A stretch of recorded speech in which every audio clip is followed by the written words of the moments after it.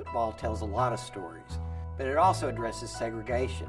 Blacks at the time, and in many cases Mexican-American students, had to go to separate schools. But that didn't keep those schools from wanting to form football teams and have programs. Even white schools, their students, coaches, and fans would all go to the black schools to watch because it was a whole different type of football.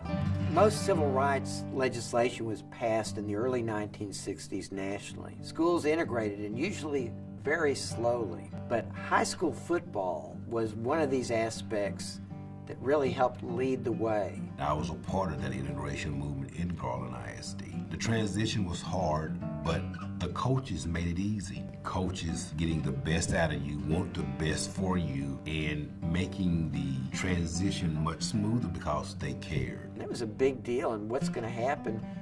Well, nothing happened other than a really good football game. Developing friendships on and off the field, and you build camaraderie, lifelong friends. All of that is very, very important, and football was that vehicle. This game today is colorless. You've got to prove yourself on the field. And so in a period of about 50 years, we've seen this great transition. And it didn't take laws to do it. It took a game to get us to understand we really are all the same when it comes to kickoff.